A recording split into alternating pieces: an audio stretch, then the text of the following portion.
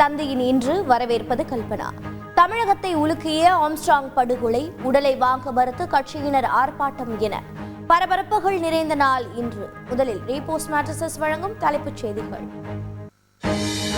சென்னையில் படுகொலை செய்யப்பட்ட பகுஜன் சமாஜ் கட்சி தலைவர் ஆம்ஸ்ட்ராங்கின் உடல் பிரேத பரிசோதனை நிறைவு. பெரம்பூரில் உள்ள கட்சி அலுவலகத்தில் உடலை அடக்கம் செய்ய குடும்பத்தினர் அனுமதிக்க வேண்டும் என கோரிக்கை. உண்மை குற்றவாளிகளை கைது செய்ய கோரி பகுஜன் சமாஜ் கட்சியினர் ஆர்ப்பாட்டம்.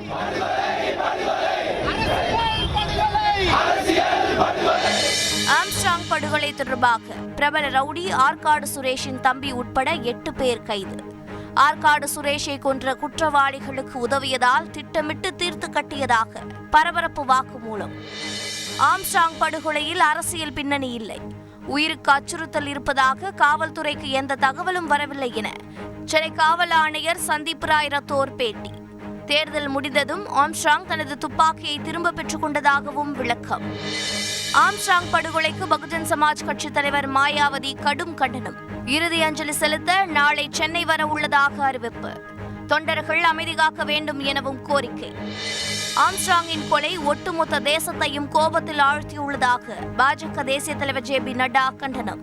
கொலையாளிகள் சட்டத்தின் முன் நிறுத்தப்படுவதை உறுதி செய்ய ராகுல் காந்தி வலியுறுத்தல். குற்றவாளிகளுக்கு சட்டப்படி உரிய தண்டனை பெற்றுத்தரப்படும் என முதலமைச்சர் ஸ்டாலின் உறுதி. அயோத்தியை போல் குஜராத்திலும் பாஜகவை தோற்கடிப்போம்.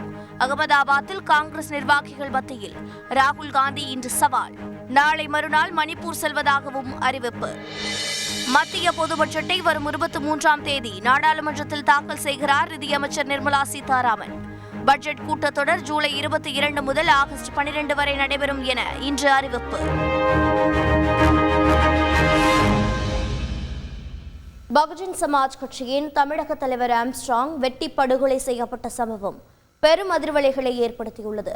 இந்நிலையில் அவரது உடலை கட்சி அலுவலகத்தில் அடக்கம் செய்ய அனுமதி கோரி சென்னை உயர்நீதிமன்றத்தில் அவசர வழக்கு தாக்கல் செய்யப்பட்டுள்ளது.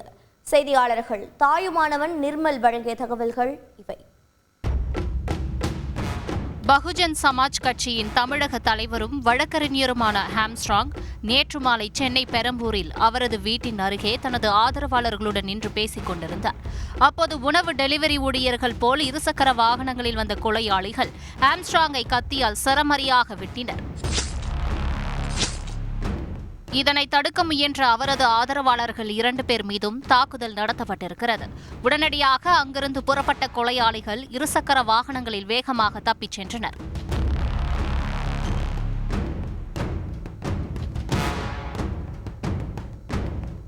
இரத்த வெள்ளத்தில் சரிந்த ஆம்ஸ்ட்ராங்கை மீட்ட அவரது குடும்பத்தினர் மற்றும் ஆதரவாளர்கள் கிரீம் சாலையில் உள்ள தனியார் மருத்துவமனைக்கு அழைத்து சென்றனர். ஆனால் அவர் ஏற்கனவே உயிரிழந்து விட்டதாக மருத்துவர்கள் கூறியதை அடுத்து பலத்த பாதுகாப்புடன் உடல் ராஜீவ்காந்தி அரசு மருத்துவமனைக்கு கொண்டு செல்லப்பட்டது. அங்கு நூற்றுக்கணக்கான ஆதரவாளர்கள் மற்றும் பகுஜன் சமாஜ் கட்சி தொண்டர்கள் திரண்டதால் பரபரப்பு ஏற்பட்டது. ராஜீவ்காந்தி அரசு மருத்துவமனையில் ஆம்ஸ்ட்ராங் உடல் இன்று காலை பிரேத பரிசோதனை செய்யப்பட்டது. இதனிடையே உண்மை குற்றவாளிகளை கைது செய்ய வலியுறுத்தி தடுப்புகளை அகற்றிவிட்டு சென்ட்ரல் அருகே ஆம்ஸ்ட்ராங் ஆதரவாளர்கள் ஏராளமானோர் சாலை மறியலில் ஈடுபட்டதால் பரபரப்பு ஏற்பட்டது.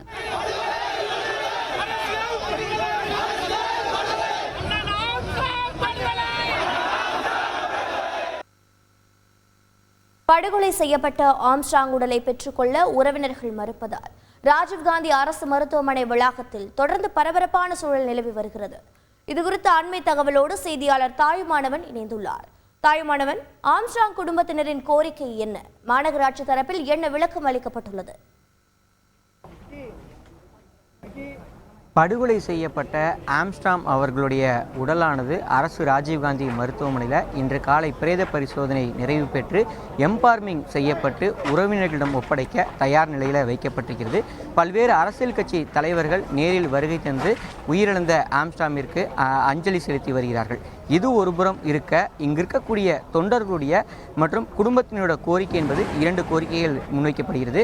குறிப்பாக உயிரிழந்த ஆம்ஸ்ட்ராங்கிற்கு நீதி கிடைக்கக்கூடிய வகையில் உண்மை குற்றவாளிகளை கண்டறிய வேண்டும் என்பதும், அது மட்டுமின்றி உயிரிழந்த ஆம்ஸ்ட்ராங்கினுடைய உடலானது பகுஜன் சமாஜ் கட்சி அலுவலகத்தில் அடக்கம் செய்யப்பட வேண்டும் என்பதும் இவர்களுடைய கோரிக்கையாக இருக்கிறது. இந்த கோரிக்கையை முன்னிறுத்தி 700க்கும் மேற்பட்ட தொண்டர்கள் இங்கே போராட்டத்தில் ஈடுபட்டிருந்த காட்சிகளை பார்க்க முடிந்தது. சாலை மறியலிலும் ஈடுபட்டிருந்தனர். இதன் காரணமாக இந்த பகுதி முழுவதுமே ஒரு பரபரப்பான ஒரு சூழல் என்பது நிலவி வருகிறது. இந்த நிலையில தான் மாநகராட்சியின் தரப்பில் குடியிருப்புகள் அமைந்திருக்கக்கூடிய ஒரு பகுதியில் அடக்கம் செய்வதற்கு அனுமதி வழங்க முடியாது, தமிழக அரசு தான் அதற்கு சிறப்பு அனுமதி வழங்க முடியும் என தெரிவித்துவிட்ட ஒரு சூழலில் குடும்பத்தினர் மற்றும் பகுஜன் சமாஜ் கட்சியினர் நீதிமன்றத்தை நாடியிருப்பதாக தகவல்கள் வெளியாகியிருக்கிறது. தற்போது வரை உடல் என்பது ஒப்படைக்கப்படவில்லை. தொடர்ந்து தொண்டர்களும் உறவினர்களும் காத்திருப்பில் ஈடுபட்டிருக்கக்கூடிய காட்சிகளை தான் பார்க்க முடிகிறது. தொடர்ந்து போராட்டம் என்பது மேற்கொள்ளப்பட்டு வருகிறது. தகவல்களுக்கு நன்றி தாயுமானவன். ஆம்ஸ்ட்ராங் கொலை வழக்கில் 8 பேர் கைது செய்யப்பட்டுள்ள நிலையில் பல்வேறு திடுக்கிடும் தகவல்கள் வெளியாகி பரபரப்பை ஏற்படுத்தியுள்ளது. அரசியல் காரணங்களுக்காக கொலை நடக்கவில்லை என சென்னை காவல் ஆணையர் சந்தீப் ராய் ரத்தோர் விளக்கமளித்துள்ளார். கொலைக்கான பின்னணியை விவரிக்கிறார் செய்தியாளர் சாலமன். பகுஜன் சமாஜ் மாநில தலைவர் ஆம்ஸ்ட்ராங் கொலை வழக்கில் பிரபல ரவுடி ஆற்காடு சுரேஷின் தம்பி புன்னை பாலா உள்ளிட்ட 8 பேர் சரணடைந்துள்ளனர். சென்னை புளியந்தோப்பைச் சேர்ந்த கூலிப்படை கும்பல் தலைவனான ஆற்காடு சுரேஷ் கடந்த ஆண்டு ஆகஸ்ட் மாதம் பட்டினப்பாக்கத்தில் மர்ம கும்பலால் வெட்டி கொல்லப்பட்டார். ஆற்காடு சுரேஷுக்கு ஆருத்ரா மோசடியில் தொடர்பு இருந்ததாகவும் பகுஜன் சமாஜ் மாநில தலைவர் ஆம்ஸ்ட்ராங் தலையிட்டு பணத்தை இழந்தவர்களுக்கு இழப்பீடு பெற்று தந்ததாகவும் கூறப்படுகிறது. இதனால் ஆற்காடு சுரேஷை கொன்ற கும்பலுக்கு ஆம்ஸ்ட்ராங் தான் உதவிகளை செய்ததாக ஆற்காடு சுரேஷின் ஆதரவாளர்கள் கருதி வந்துள்ளனர். இதேபோல் அந்த கும்பலைச் சேர்ந்த ரவுடி மாது என்கிற மாதவன் கொலையிலும் ஆம்ஸ்ட்ராங் பின்னணியில் இருந்ததாக அவர்கள் நினைத்துள்ளனர். இந்நிலையில் ஆம்ஸ்ட்ராங் படுகொலை வழக்கில் சரணடைந்த சுரேஷின் தம்பி புன்னை பாலா போலீசிடம் அளித்துள்ள வாக்குமூலம் பரபரப்பை ஏற்படுத்தியுள்ளது.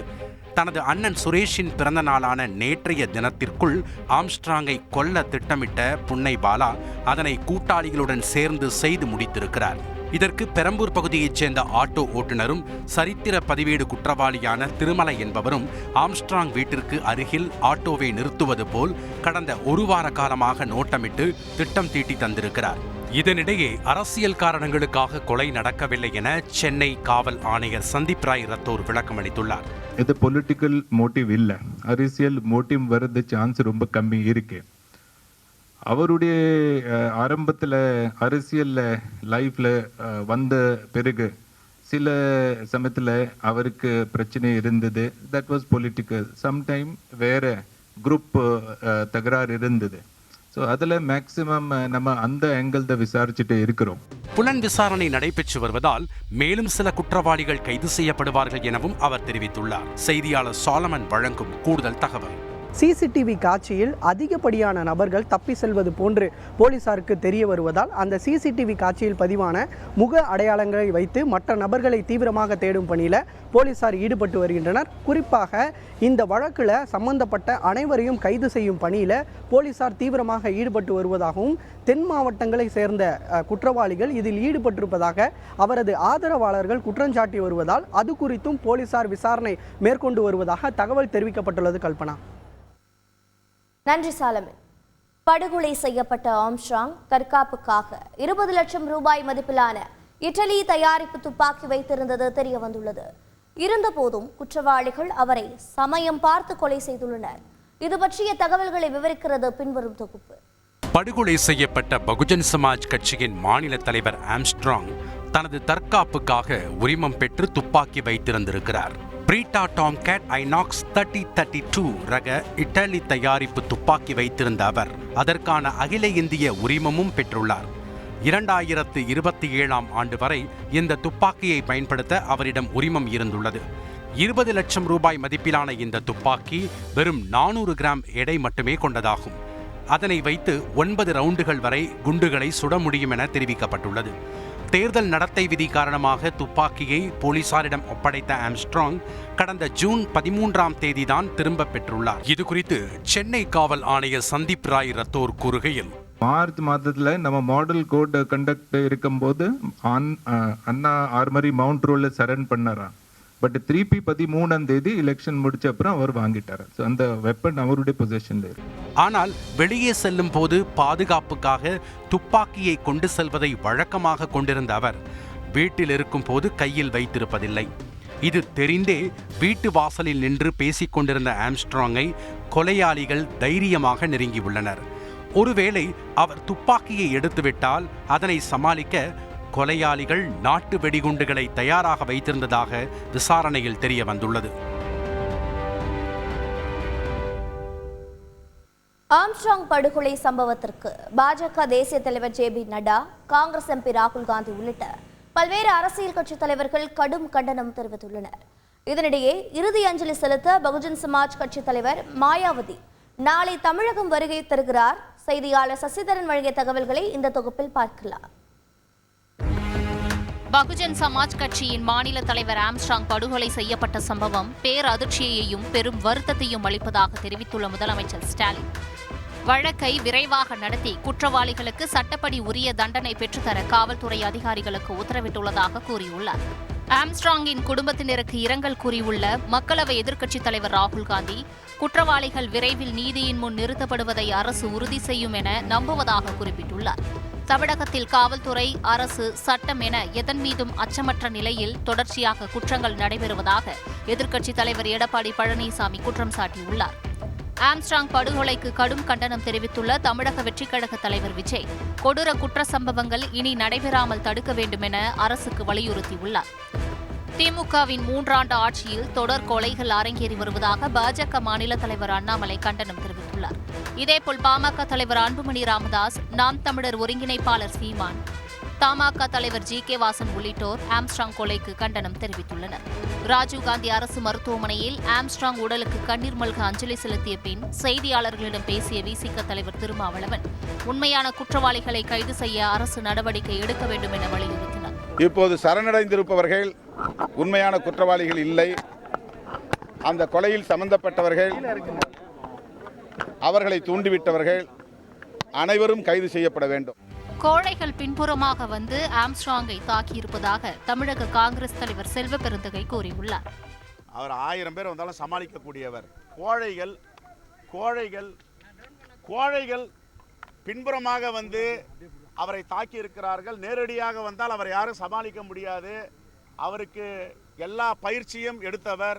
தமிழ்நாட்டில் 3 மாதங்களில் 6 படுகொலை சம்பவங்கள் நடக்கும் அளவிற்கு சட்டம் ஒழுங்கு கேள்விக்குறியாக உள்ளதாக தேமுதிக பொதுச் செயலாளர் பிரேமலதா விஜயகாந்த் குற்றம் சாட்டியுள்ளார். இந்த 3 மாத காலத்தில் 6 படுகொலைகள் தமிழ்நாட்டில் நடந்திருக்கு. சட்டம் ஒழுங்கு மிகப்பெரிய ஒரு கேள்விக்குறியாக போயிட்டு இருக்கு. ஆம்ஸ்ட்ராங் உடலுக்கு அஞ்சலி செலுத்த பகுஜன் சமாஜ் தேசிய தலைவர் மாயாவதி நாளை சென்னை வரவுள்ளார். செய்தியாளர் சசிதரன் வழங்கும் கூடுதல் தகவல்.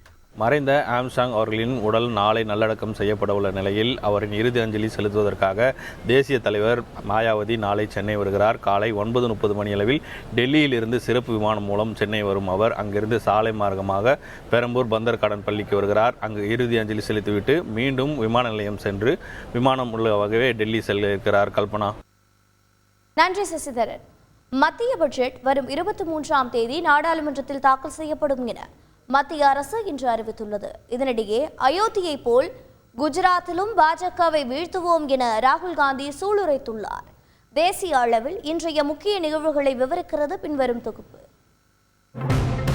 இங்கிலாந்து பொதுத் தேர்தலில் வெற்றி பெற்று புதிய பிரதமராக பொறுப்பேற்றுள்ள கெய்ர் ஸ்டார்மருக்கு பிரதமர் மோடி இன்று தொலைபேசி மூலம் வாழ்த்து தெரிவித்தார். அப்போது இந்தியா இங்கிலாந்து இடையேயான உறவுகளை மேலும் ஆழப்படுத்த இரு தலைவர்களும் ஒப்புக்கொண்டனர். மேலும் இந்தியா வருமாறு கெய்ருக்கு பிரதமர் மோடி அழைப்பு விடுத்தார்.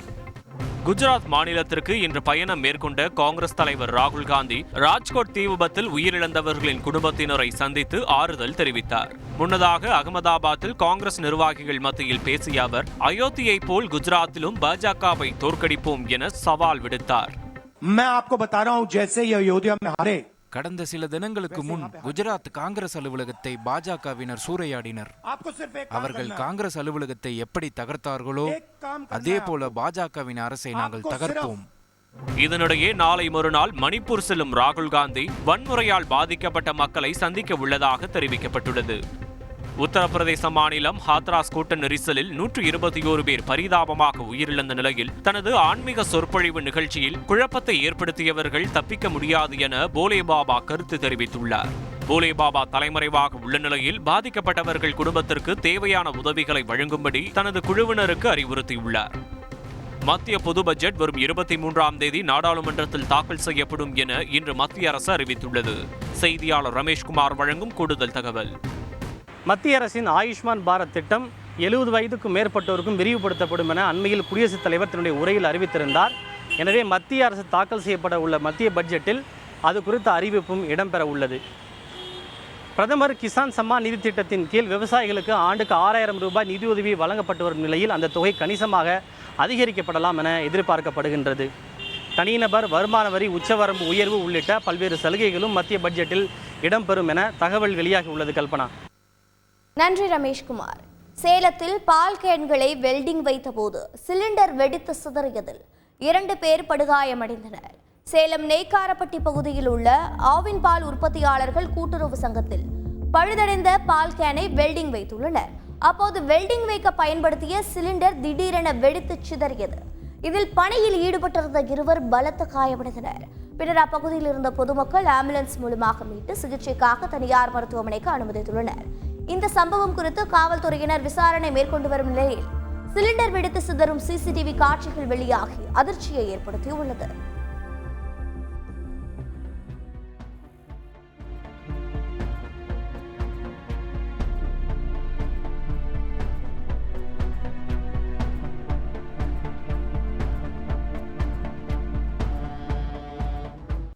விக்கிரவாண்டி இடைத்தேர்தல் கண்காணிப்பு பணிகளுக்காக கூடுதலாக 7 இடங்களில் சோதனை சாவடிகள் அமைக்கப்பட்டுள்ளன. இதனிடையே தோல்வி பயத்தால் தான் அதிமுக போட்டியிடவில்லை என திமுக எம்பி கனிமொழி விமர்சித்துள்ளார். செய்தியாளர்கள் கோபிநாத், தேவநாதன் வழங்கிய தகவல்கள் இவை. விக்கிரவாண்டி இடைத்தேர்தல் பிரச்சாரத்தில் நேற்று திமுகவினருக்கும் நாம் தமிழருக்கும் இடையே பயங்கர மோதல் வெடித்தது. இதில் ஒருவருக்கொருவர் கல்வீசி தாக்கிக் கொண்டதில் 2 பெண்கள் காயமடைந்ததால் பரபரப்பு ஏற்பட்டது.